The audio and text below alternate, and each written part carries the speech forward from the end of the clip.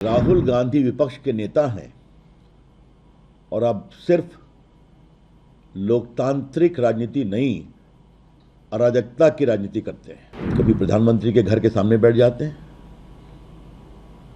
और अभी फिर यहां बैठ गए हैं।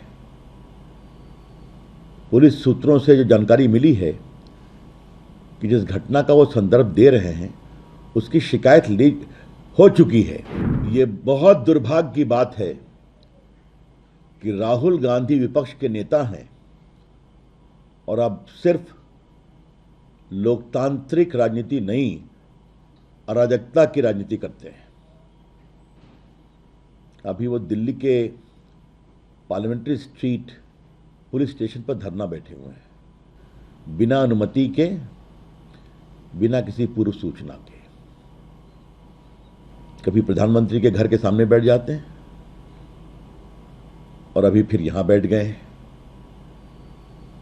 पुलिस सूत्रों से जो जानकारी मिली है कि जिस घटना का वो संदर्भ दे रहे हैं उसकी शिकायत लीक हो चुकी है। वो जांच का विषय है। और सबसे बड़ी बात यह है कि जो लोग पीड़ित थे वो सुप्रीम कोर्ट गए और सुप्रीम कोर्ट ने स्वयं एक हाई पावर्ड कमेटी बनाई है जिसकी अध्यक्षता एक रिटायर्ड सुप्रीम कोर्ट के जज कर रहे हैं। उसमें 2 जज और हैं, एक सीबीआई के पूर्व डायरेक्टर हैं और एक और बड़े अधिकारी हैं। तो इतनी हाई पावर्ड कमेटी में यह भी जांच का विषय होगा कि गोली चली या नहीं चली। तो ये क्या मतलब है इसका? आपको नियम कानून का कोई सम्मान नहीं करना राहुल गांधी। जो आपके मन में आएगा तो बस जहां जाके धरने पर बैठ जाएंगे और अराजकता फैलाना शुरू करेंगे।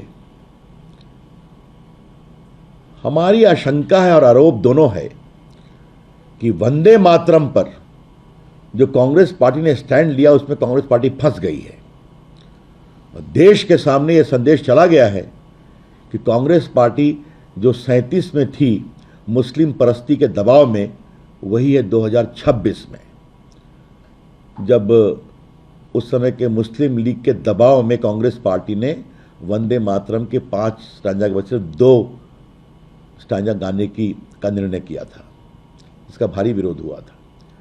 लेकिन अब तो ये स्थिति हो गई है कि तथ्य सामने आए हैं कि राजेंद्र बाबू ने 24 जनवरी को 1947 को संविधान सभा के अध्यक्ष के रूप में घोषणा की कि वंदे मातरम राष्ट्रगीत होगा, राष्ट्रगान होगा और फिर आपके जन गण मन राष्ट्रगीत होगा।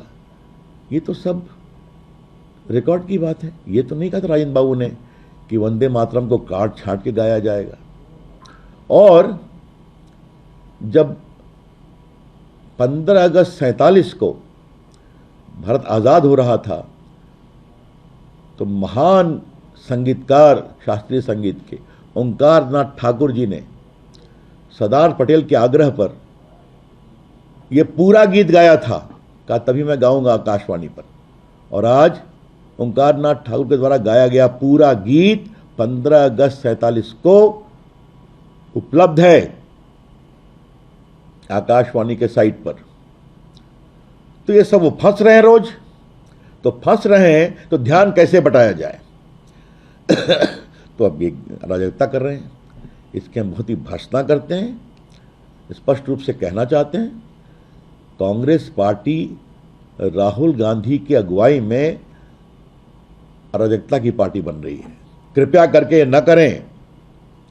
बहस होगी, कानून अपना काम करेगा, लेकिन जाके राहुल गांधी एक थाने में बैठ जाएं, वो भी 1 महीना पुराने एक मामले को लेकर जिसकी जांच चल रही है, जैसा मैंने बताया, तो स्पष्ट है कि कंपटीशन की पॉलिटिक्स है।